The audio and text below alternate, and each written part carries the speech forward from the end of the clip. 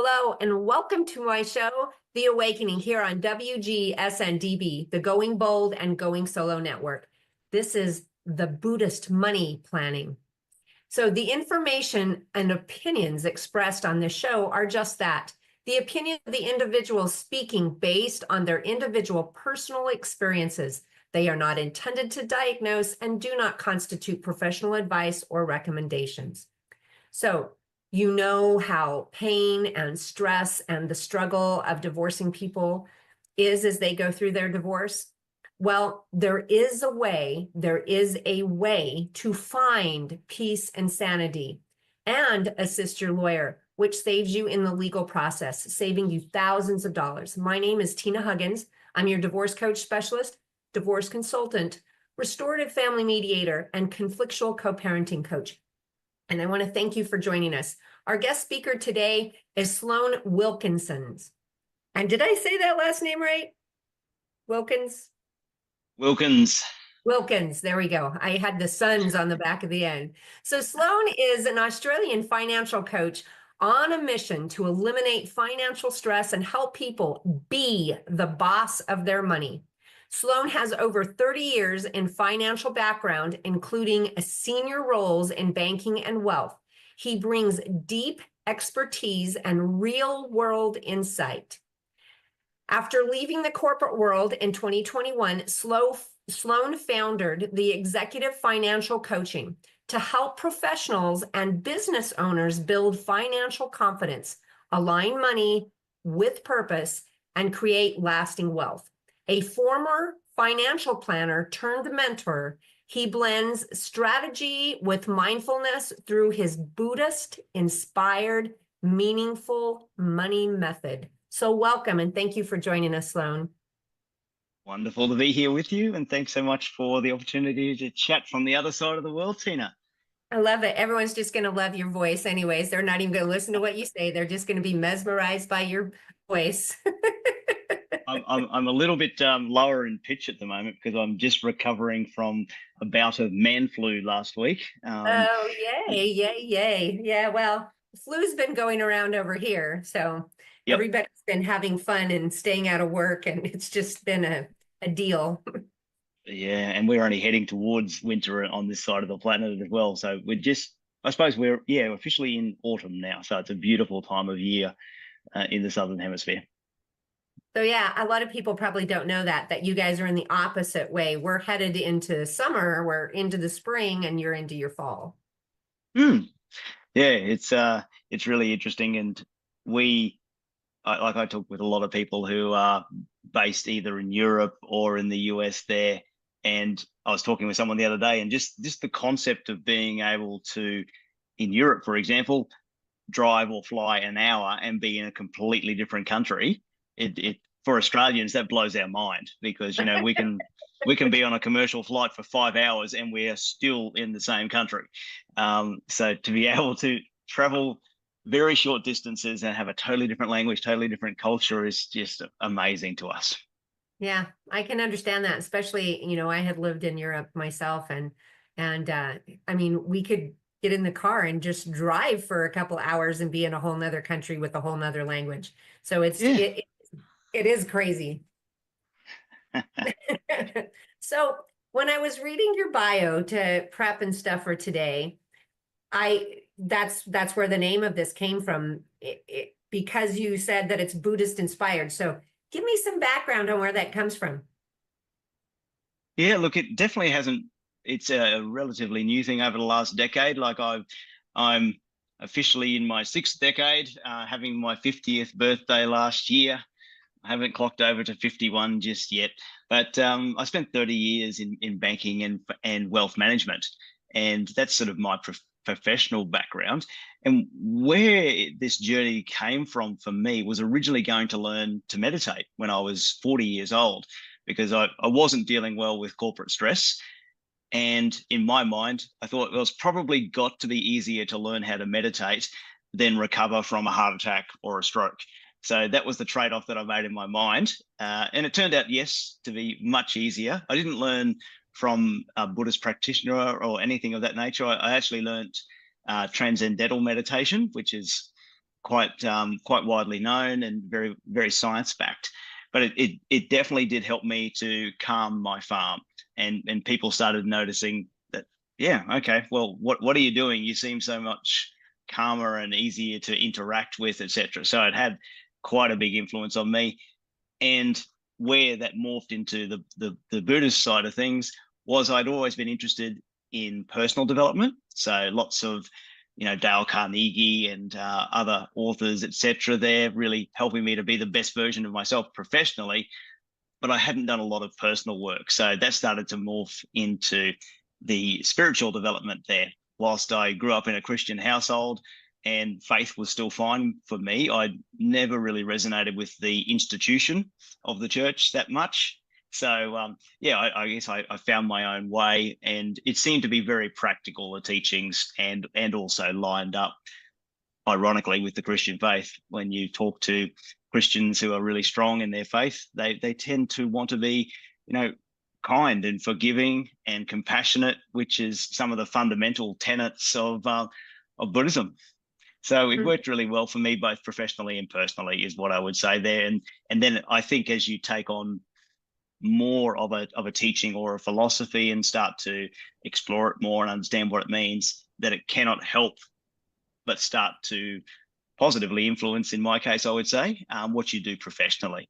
So the rise of mindfulness has been huge over the last decade or longer. So I think that there's an appreciation for how some of the concepts can be useful. And therefore, I just bring it to what I do with finances, and then helping people find a better way for them to really live a meaningful life and look after their finances. Yeah. And I mean, in the reality is living the better part of their life. If they can get to where you've got through the meditation process. And so if we back up into my life, I teach or have taught meditation because I come from a martial arts background. And so one of the things is that my students had to go through meditation prior to going into their workouts. It was part of what we were supposed to do from South Korea. And so they didn't understand the process. Close your eyes, breathe in through your nose, breathe out through your mouth kind of deal. Okay, what's that about?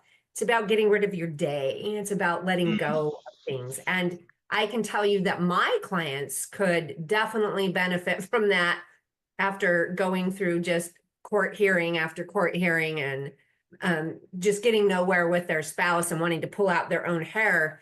It's just one of those things that meditation would go a long way. So you've added the meditation, understanding, and the calmness to your financial coaching. So let's kind of talk about that, because my clients are paying large legal fees because the other side is fighting them and doing what they're supposed to be doing. So they're coming out of their divorce, and my job is to uncouple them, my client specifically, as a whole. When I'm doing mediation, then my job is to uncouple them both as a whole.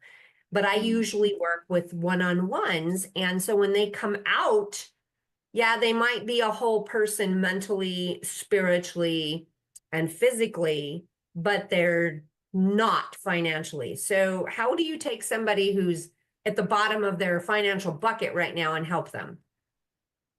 Yes, and it's such a pleasure to be able to support people on that journey. Sometimes for them, it is reasserting what they have previously held as a position with their finances prior to being in a relationship or that particular relationship. Because there's, and this is true for both men and women, sometimes we hand over that responsibility to the other partner if they seem more interested in finances, or maybe that's part of their profession. So we just sort of not quite abdicate our responsibilities, but we let the other partner, and maybe sometimes it's easier just not to get in the way of that other partner. So being able to reclaim that is sort of the energy that I like to talk to people about their finances, because I think at some stage we've all, for better or worse, managed our own finances as a single individual prior to relationships. So we've got some experience there. Maybe we weren't gifted with amazing parents or caregivers that taught us all the wonderful skills that they have around finances, because no one teaches us these things in school. So we have to be lucky to have someone in our family that can teach us the right things. But even if that's not the case, everyone can learn to manage their money well. So it's finding that spark, recognizing that they do have the capacity to learn more, because we don't need to be a financial genius to make our finances work well. Around about 80% of our success with our personal finances is going to come from having the right behaviors in place. And that's something that we can practice and get progressively better at through having the right structures and support there. So I walk alongside people over time. It would be wonderful to think we could have one conversation and solve things. It's not like that. It does take time, depending on what's going on in their world. That can also be part of understanding the external processes that are happening for them through conversation. So at least, it's a 6-month journey as a minimum, often 12 months, but that doesn't mean that there's more to work on. It just means we can go deeper. So to answer your question, we always start with income, because that's the building block, or the raw material that we need to build our future. So I teach my clients to really reassert themselves and be the boss of their money. Money is fantastic at following orders, but we need to be the adults in the room that stand up and give it some instructions, and then hold it to account a little bit.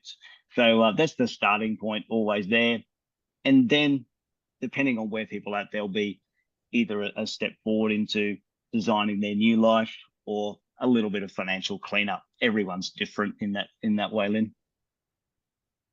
Yeah, and I don't know how it is there with credit card debt, but I know that I've heard so many people, they're coming in with so much credit card debt and school loans. That's a huge thing, school loan debt. And they've got all of this debt that's here. And their whole big thing is, well, my income doesn't support the outgoing money. I don't have enough income coming in to support the outgoing money. So how do you start with that income and high debt ratio? Yeah, great question. And yes, that's very common the world over, actually.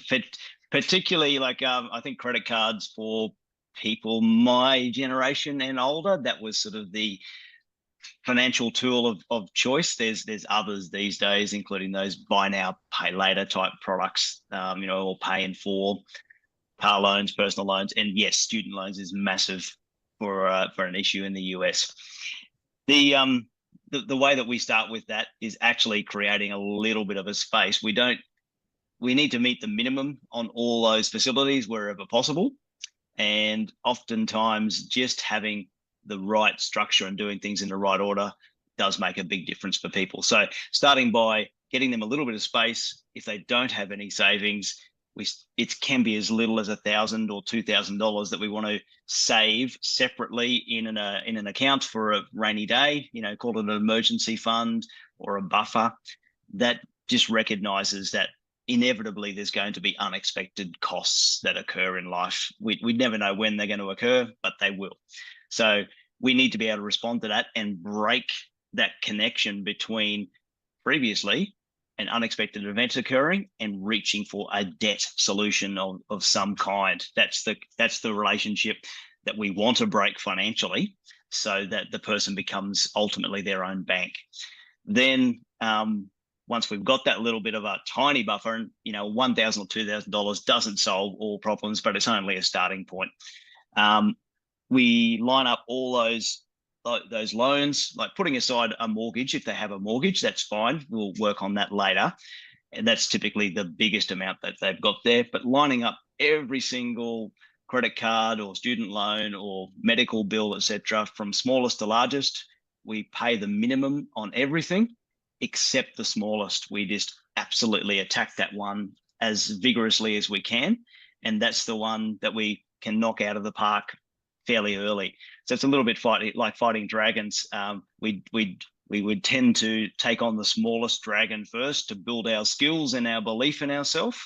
And then once that one's gone, we then have the repayment power to roll over to the next one. So we start to progressively prove to ourselves that we can do it by virtue of knocking off this small one, that one, and then that repayment power grows. So by the time we are attacking something that's a bit larger, we actually have quite a big shovel, I suppose, to be able to fill in the hole that we've created through debt.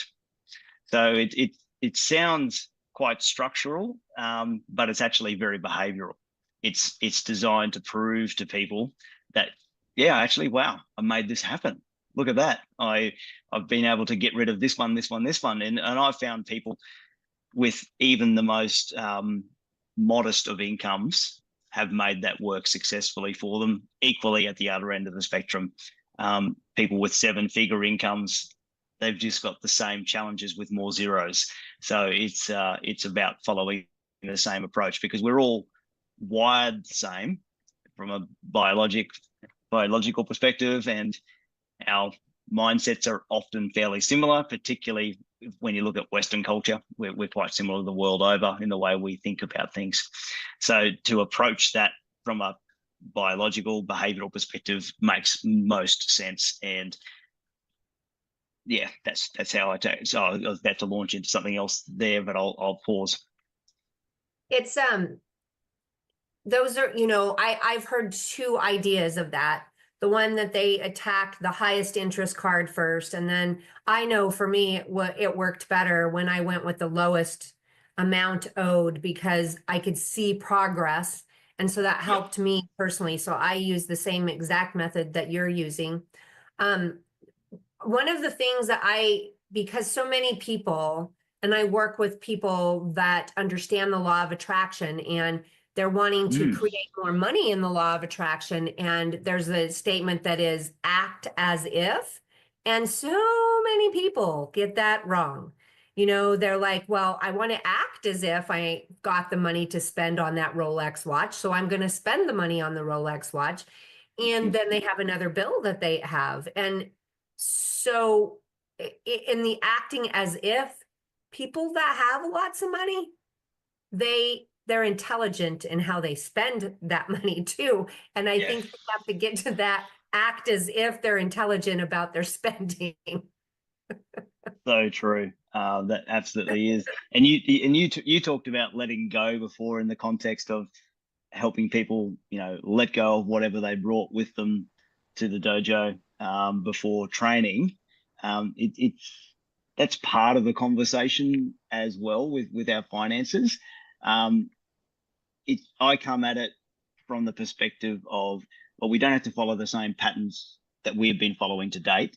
Some of those patterns or ways of operating with our finances or viewing the world may be helpful, and some of them may no longer be helpful, even if they were in the past. We need to possibly let some of that stuff go. But it is also, it's basically a reimagining there, and starting to recognize that, a number in a bank account is not going to deliver happiness for us. There's so many things that are more meaningful for us in life. And don't get me wrong, I'm the finance guy, so I really appreciate the importance that finances have in our life. However, the aspiration I have for people is that you have enough that you can serve the right type of life that's meaningful for you. And that could be very different from the person next door. It's thinking purposefully and intentionally about all the different aspects of life. And I use a model that's got 7 key areas of life, and finances is only one of those areas. So it's important, but it's not everything. So therefore it becomes about, well, what am I actually trying to achieve on purpose? If there's children involved, despite the relationship breakdown, what's my aspiration to help my kids financially? Could be their education, could be anything. And then sometimes there's a reimagining of career as well. Is this still meaningful for me, or is this a time where I'm starting to really think about the stuff that drives me and makes me meaningfully happy and engaged in the world? So there can often be, a shift in career, or a return sometimes to a previous career that they've found that, that maybe doesn't pay them quite as much, but it really fills their cup.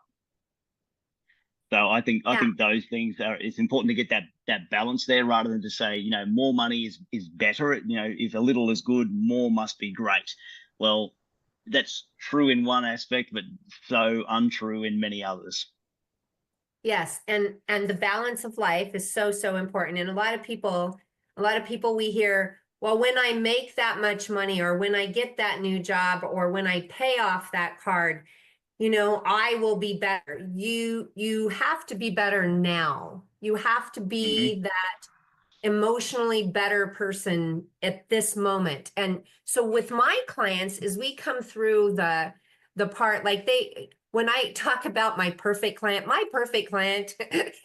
is the one client nobody wants to work with, because I want the most stressed. I want the person that's struggling with making decisions, who's coming out of the abuse and who's just not able to function mentally. I want that Mm. person, because when that person comes to me, I can quickly, and this is my hope, and this is the way it works with the majority of my clients, is we quickly, within 1 or 2 sessions, get them to where they're starting to be more stable in their thinking, in their emotional body. And just like, I had one that talked about an alter ego, and he was telling me all about his alter ego. And I'm like, well, that's who we need to be right here, right now. Let's pretend we're that alter ego now. And every time I talk to him on the phone, he talks about, well, I put on the alter ego face, and today went really well. I was able to go to court. I was able to stand up for myself. I was able to do things because I become that alter ego. So in the same thing with finances, if they can put that intelligent money spending brain in their head, then they can feel better about spending the money on the credit card versus going out and buying an $80 steak. Yeah. Yeah, exactly right. And it does start to become its own reward and little dopamine hit, which is why when we're talking about debts there, it's important to have that little behavioral aspect of, yeah, wow, I made that bill or that small first debt disappear. We do get that little rush, and we recognize not only the belief, but yeah, okay, this feels good in a different way than just spending. And I like that concept of the alter ego. That's quite helpful, I think, because we are in the process of change, and so recognizing that there's different parts of us we can draw on that have different skills and different strengths that we maybe don't exhibit all the time, but your client was able to use that in a productive way for themselves. So often it can go the other way, that the alter ego doesn't actually serve us and it's not so positive and helpful. So it's great to look at the alter ego being a positive force for ourselves to step into that, because I think we might all have in our minds or know someone that does particularly well with their finances. So what is it about some of their states or behaviors that we notice that maybe we can bring and be part of our positive money alter ego? It's a Yeah. good concept. Anytime that we talk about money and finances, I go back to my parents and what I learned. What I learned as a child was different than what really was going on, because I got to hear all of this stuff about how my mom couldn't spend money very good, and she didn't have a job. She was a stay-at-home mom. And in reality, we heard all this stuff about my mom's credit card debt and everything. And in later years, I learned from my grandfather being on his deathbed that my mom was given $400 a month back in the day to spend on all household debt. That was Christmas during that time of year. That was the car insurance. That was health and going to doctors and dentists and things like that. All came out of my mom's pocket, not my dad's. That my dad always had $500 in his wallet. So if he went to the bar last night and he spent $500, he would go replace that $500. And we didn't know this was going on. I didn't learn this until later in my life. And so I originally thought my mom wasn't a good money spender. And later on, my dad owned over $1 million, a couple $1 million worth of property way back in the day. And so now it would be probably more like $4 million worth of property. And he just told me the other day, my mom has since passed, and my dad said, I owned all that property and all of that stuff, and all I own now is an RV. And he's not exaggerating, because that's the way he spent his money all of his life. He has debt and an RV. Yep. Wow. And my mom died with over $100,000 just in her savings account, just the savings account. So she was forced into a situation where she needed to learn how to get by on very little and then make it work. And the opposite with Dad. But when we follow, particular patterns, and we've all got them, important to know that, there are some good lessons from difficult times. And I think that that's probably so true for your clients there. Maybe no one would really choose to be going through the situation, but there are some things that we can choose to pick up from that are positive and that we get to carry forward, because the situation is what it is, and that's really tough. But there is another life on the other side of this, and it can be quite positive with working with professionals like yourself to get there and design that new life.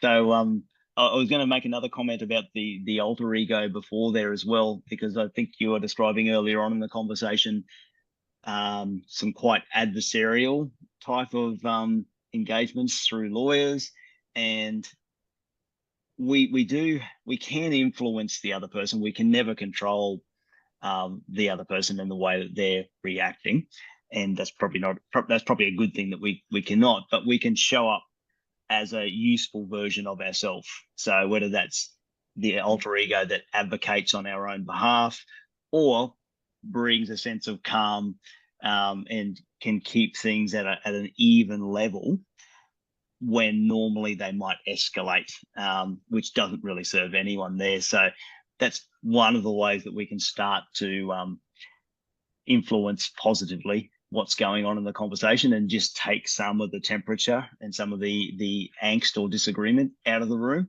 Easier said than done. I totally get that, but we can only control ourselves. And I think that's the most important thing. And that's what I try to work with my clients, is that we can't, and my clients are generally being abused and they're coming out of a bad marriage, but also the situation of the divorce is horrible for them, in the sense that the other side refuses to do what they're ordered to do by the courts. And so it frustrates my clients, and then my clients get some strength and they start stomping their feet and pounding their fists on the table. And that's when I go, okay, we've got the strength. We now need to set these boundaries, and these boundaries are going to save them money in the long run, because these boundaries are, one, I'm not going to fight with my soon to be ex. I'm going to fight with that person. I'm not going to listen to what they have to say. They're putting on this alter ego, right?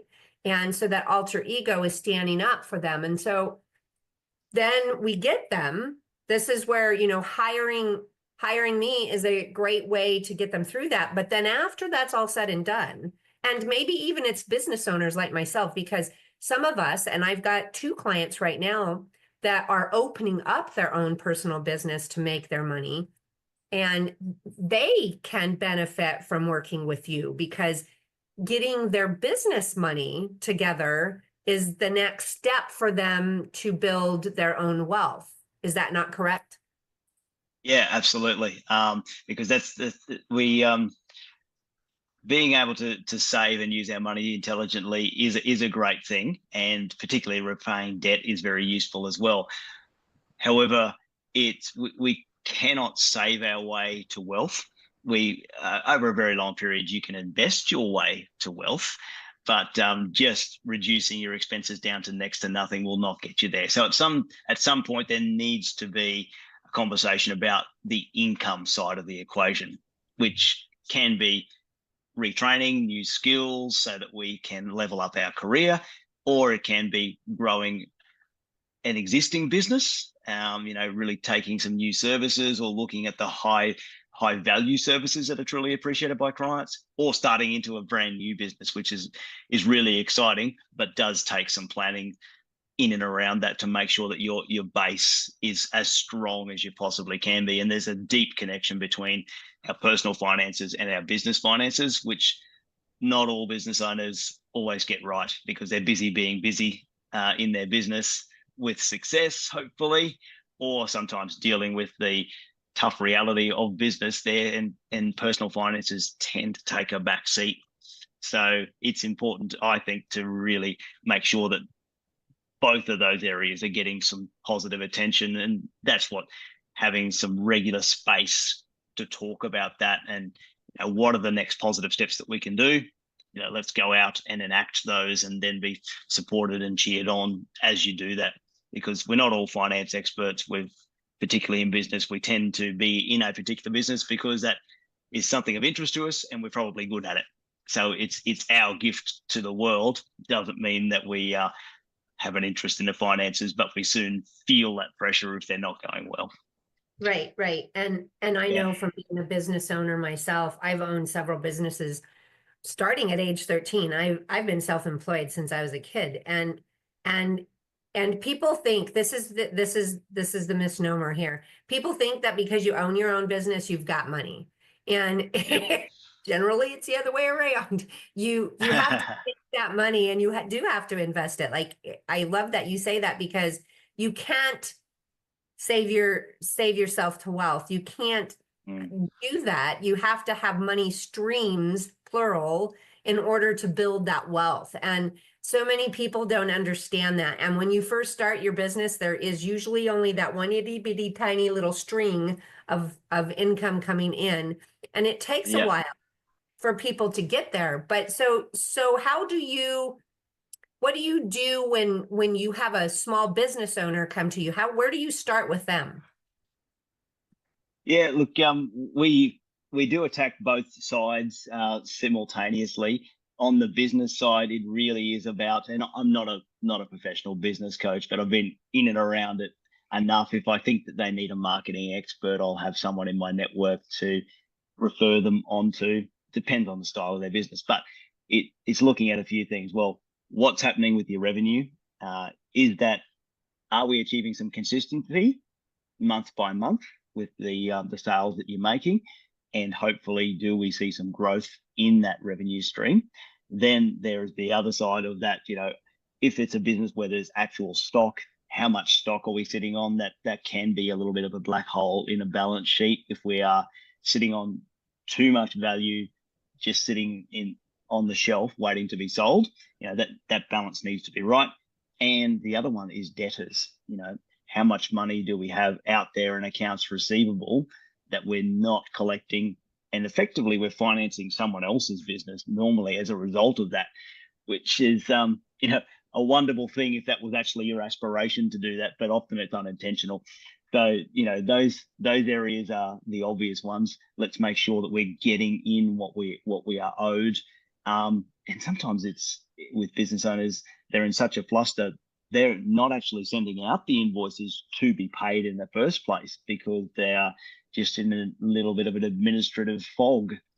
And being able to actually, okay, this needs to happen. Can we get this out there? Because you've got $20,000 worth of invoices that could be issued, that could be in your pocket. So let's make that happen.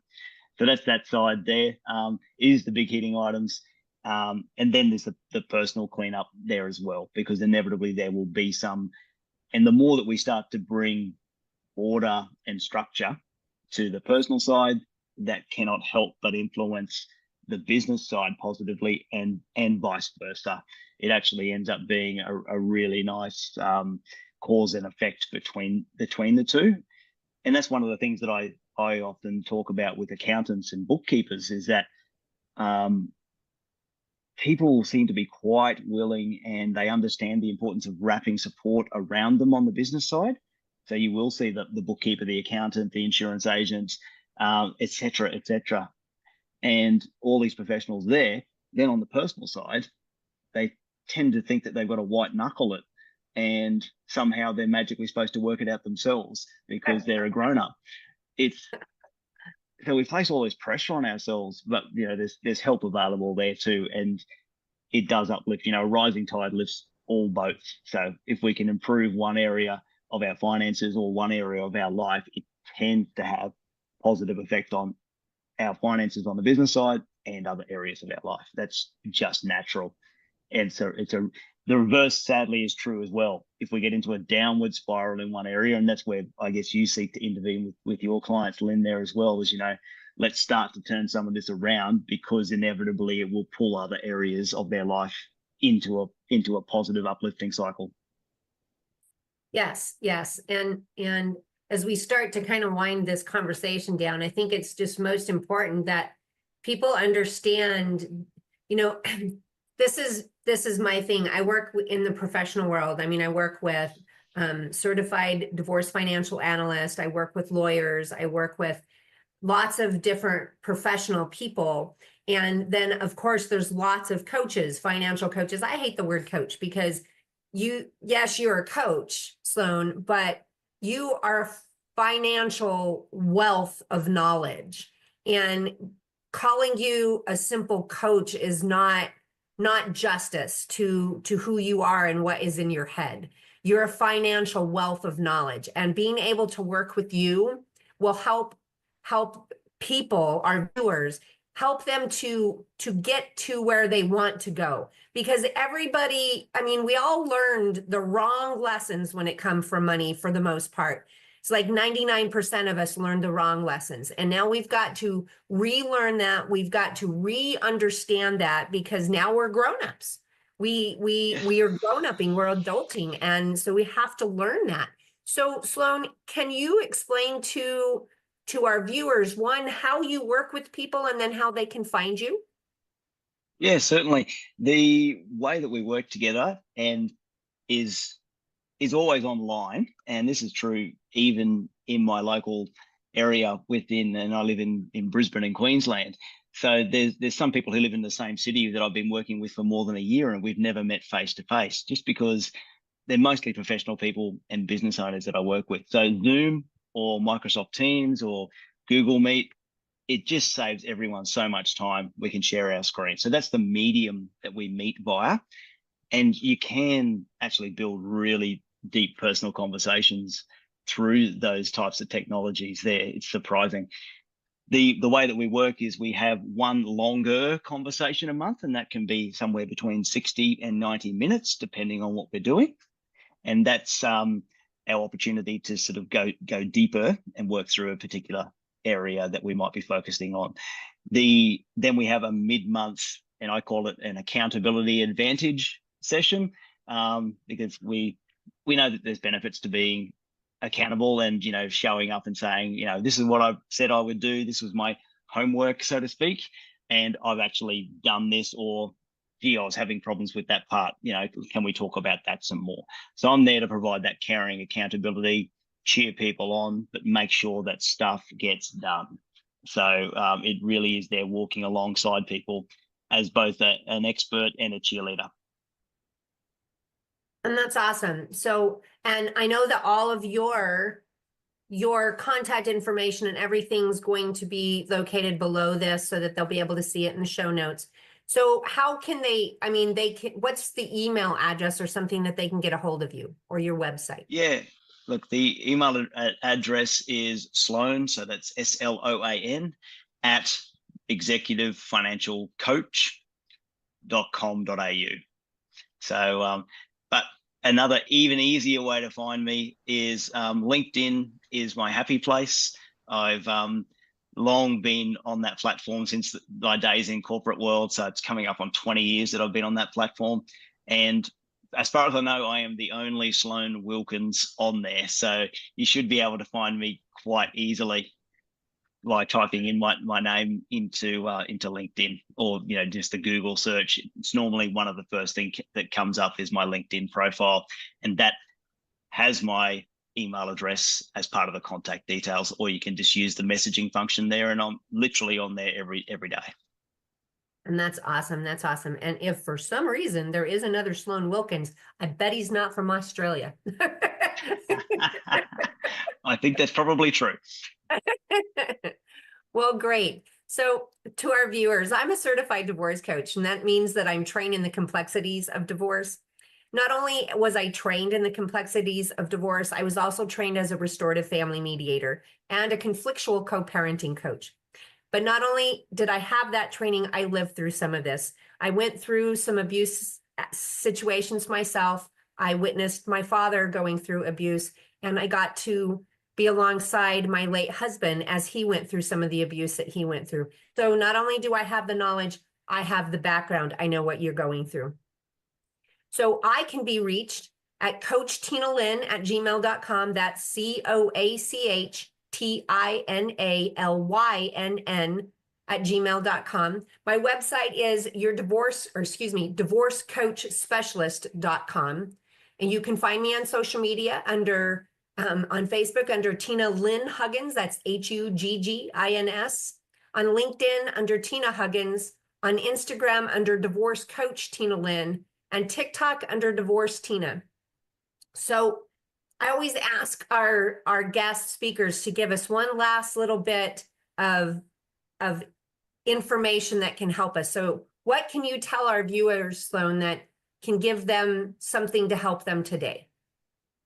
Yeah, look, I would say there is always a way forward with our finances, particularly when things seem very dark. That there is a way forward. There's hope available, and step by step, using proven systems and pathways that others, many thousands of others, have used over the years. You can claw your way back to and create your best life moving forward from this point. Good. And that's good advice. There's always some we can get started. And so my advice is to reach out to Sloan, at least have that initial conversation with him, get something moving. Don't wait. Don't wait. And I think Tony Robbins, because I do a lot of Tony Robbins events and things like that. Tony Robbins says it's that putting everything down that you want to get done and then putting the first action step and doing that. So don't wait till tomorrow. Do that today. That is super duper important. So if you are dealing with a domestic violence situation or a situation right now, please call 911, or in the UK, it's 999. When the police officers get their press charges, do not release those charges. Those charges are your key out of the abuse. If you release those charges, what has happened to you to date will be worse later. Also, if you or somebody you know are dealing with a domestic violence situation, please call a domestic violence hotline at 800-799-7233. That number again is 800-799-7233. And so I ask you to please like, comment, and share this information so that it can help other people. And I appreciate you being here with me, Sloan, and having this conversation. I've enjoyed it a bunch. Thanks very much. It's so good to chat with you and learn more. And hopefully, I think we've helped some people today that have been listening. So that's the main thing. Yes, yes. Our viewers are our most important. So thank you again, Sloan.